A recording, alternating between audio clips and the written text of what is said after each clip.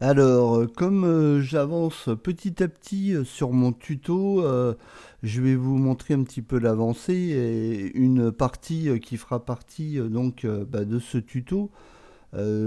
Comment gérer des proxys toujours Enscape avec les composants dynamiques.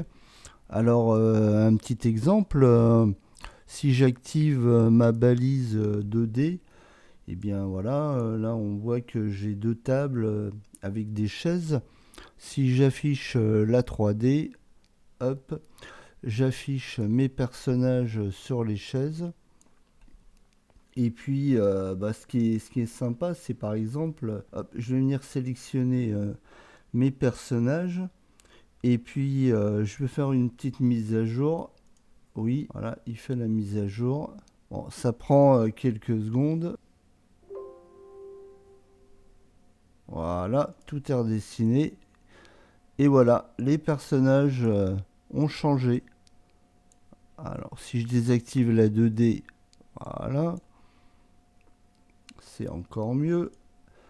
Et je peux même venir, du coup, changer mon type de chaise.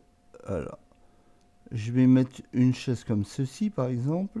Voilà. Et en fait, en changeant le modèle, eh bien, je suis venu mettre un nouveau personnage. Ça fait en fait aléatoirement. Donc, si je change de chaise, hop, avec des pieds métal, voilà, le personnage est resté le même. Alors, si j'appuie sur F5 pour actualiser, hop, le personnage a changé et il change directement dans Inkscape. Là, pareil, si j'appuie F5, hop, le personnage a changé. F5, parce que là, c'est le même que celui-ci, donc on va essayer d'en mettre un autre. Voilà. Enfin, maintenant, c'est le même que celui-ci, parce que bon, j'en ai pas mis énormément, donc voilà. Donc, parfait. Donc là, je peux changer la couleur. Je peux mettre un noir. Voilà. Donc je change le modèle de la chaise, mais je peux aussi changer son coloris. Si je mets celle-ci par exemple, chaise twin, voilà, et que je la veux en blanc, voilà. Pareil celle-ci, je la veux en bleu, voilà. Alors là c'est trois fois le même personnage. Donc ce qu'on peut faire donc c'est F5 pour réactualiser. Et voilà, le personnage a changé. Celui-ci, F5. Voilà, par exemple. Alors, on peut lui mettre une chaise rouge. Hop, voilà. Donc voilà le principe, hein, en fait, de proxy. Les personnages sont inclus donc directement sur la chaise. Et on peut choisir le modèle de la chaise et avoir un personnage de façon aléatoire. Voilà, maintenant j'ai une jeune fille sur une chaise rouge. Je peux mettre une chaise verte. Hop, il change de personnage. En fait, il fait une mise à jour rose. En fait, ah ouais, ton sur ton.